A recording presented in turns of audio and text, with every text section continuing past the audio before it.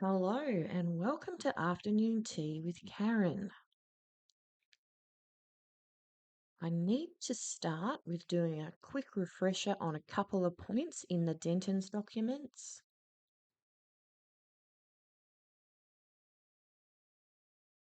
So, under point 6, states must protect the physical, mental, moral, social, cultural, spiritual development of children. For example, states should take action against parents who are obstructing the free development of a young trans person's identity in refusing to give parental authorization when required and right to private life. Young people shouldn't have to disclose their identity. And a couple of points from Ballarat City's LGBTIQA plus inclusion plan that's currently being rolled out across the state of Victoria. In the policy context, Victoria changed all suppression practices Prohibition Act in 2021.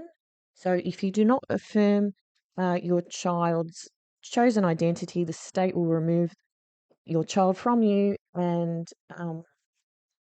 so they can go and have a life of saving, affirming care.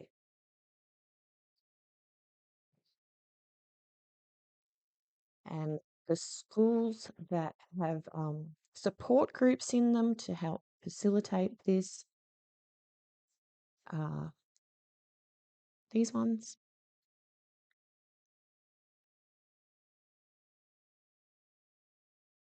So we'll just have a look at something from America so we've got an idea of what's going on.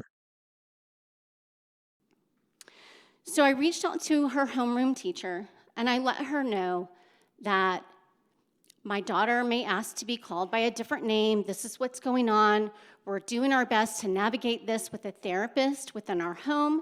We are not affirming this identity. In fact, I feel it's directly related to her friend group. And there are details about that communication that I can't go into because we are still in litigation with the school district. But the teacher I confided in was the LGBTQ advocate on campus. So I didn't hear anything further from the teacher. I had assumed, as I reached out to her, that it would be treated like a nickname. A couple of weeks later, my daughter got into the car and said, "Mom, I had a meeting at school today about my name." But it was weird because they asked me which restroom I wanted to use. My daughter was identifying as non-binary at that time. But again, she was confused. Her identity changed 4 times over 2 years, just to give you an indication. As she told me this, I was shocked. As I stated previously, my daughter has diagnosed ADHD, so she has a 504 plan. And I know that they cannot implement a 504 plan without me being present and signing forms. So I was very confused and shocked how they had had a meeting with my daughter that I didn't know about, and I wasn't invited to or anything like that.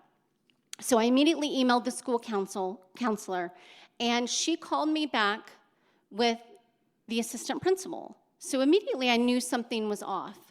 And they said, "Mrs. Littlejohn, we cannot give you any information about the meeting we had with your child. They are now protected by a non-discrimination law. Your only recourse is to go to the assistant superintendent," which I did.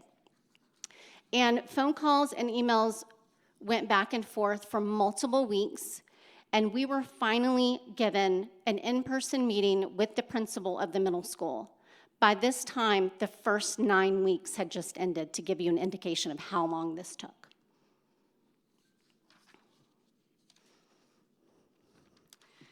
So at this meeting, we were shown the gender support plan. Sorry. And I know one of the presenters yesterday had one of these plans. This is from Gender Spectrum. I wish I could show you my daughter's support plan, but because we are in litigation, that is part of the evidence. Because it would show you just how childlike her answers were and how the power differential must have been in that room with 3 adults consisting of an assistant principal, a school counselor, and a social worker I had never met, with my 13-year-old child behind closed doors, filling out a 6-page transgender support plan. My daughter, because she has ADHD, was emotionally 11 at that time. So as you see from this intake form, the process was you go to the school counselor, you say, I'm trans, and within 48 hours, they are required to set up a meeting. And I have circled the part where it says parent or guardian. Are they aware and are they supportive? So this was the only question where they asked her, and that ultimately decided whether or not my husband and I would be notified or asked to come to the meeting.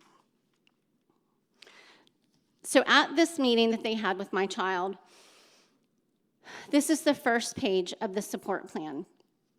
And as you see the word supportive again. And this word supportive, like so much of our language, has been hijacked by activism. It no longer means the same thing to everyone. So for instance, supporting a child in the reality of her natal body does not count as support to trans activists. The considerations portion of the plan is where they ask the child, would you like privacy from your parents? Meaning, when we speak to your parents, should we refer to you as your birth name and pronouns, or should we use your preferred name and pronouns? And this is to effectively deceive parents from knowing that these support plans and these social transitions have ever even occurred. So again, you see the plan colludes with the child to reiterate who can and cannot be aware of the child's confusion. This is an enormous amount of power they are giving to young children that are not equipped to handle it. This also really pits the child against her parents and sends a clear message that the parent authority is no longer wanted or needed. It also sent the message to our daughter that she needed to be protected from us and not by us. This is the page where I almost came out of my chair during the meeting. This is where they asked the children which restrooms and showers they would like to use on campus and which sex they prefer to room with on overnight field trips. And all this is done under the guise of making a child feel safe at school. But if you really cared about the safety of a child, parents would immediately be included in these meetings every single time.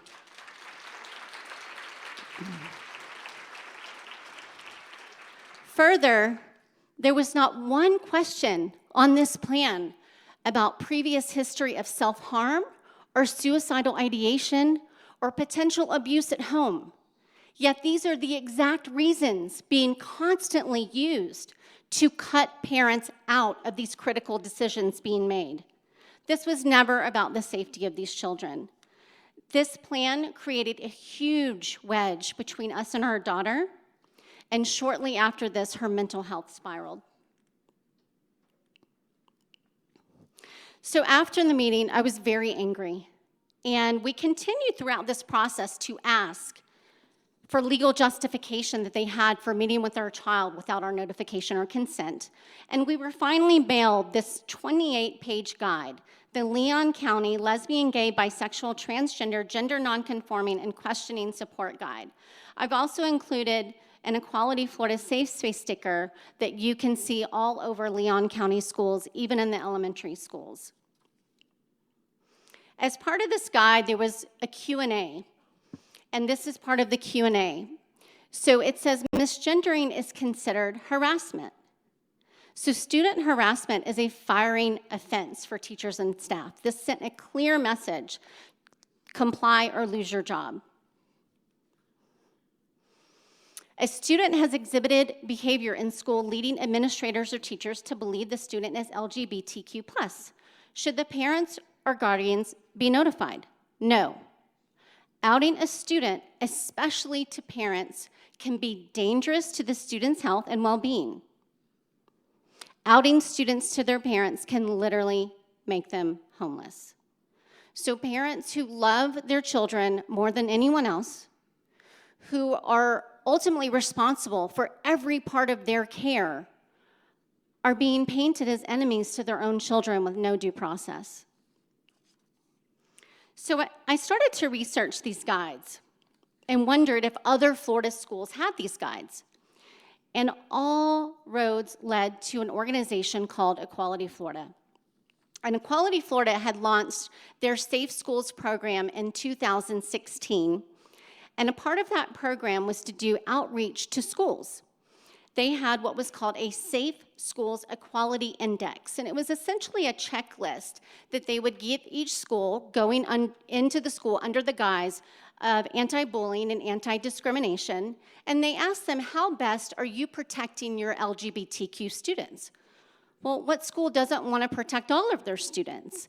And so this checklist would go through different checklists of, do you have a guide? Do you have an implemented support plan protocol? And do you have a GSA club? Or do you have inclusive materials? Have you done professional training with every staff member on your campus? And so there would be these next steps depending upon the answers to that survey. And as you can see on this graph, the green is deeply embedded LGBTQ support, including professional development. The yellow was LGBTQ professional development, and the red, which equaled bad, no professional development. And so, what is that, 4 counties out of 67 that they had not infiltrated? So what I realized is all of the major counties in Florida had these LGBTQ guides.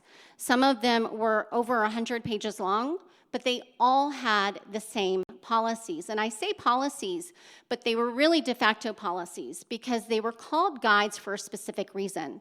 Guides do not have to go through school board approval. Policy does. So these guides never saw the light of day. So many parents were completely in the dark and unaware that this had been used to train every staff member in Leon County schools, but they never knew. So after a year of trying to resolve this issue with our school district, we made the difficult decision to go public with our story and file a federal lawsuit against the school district.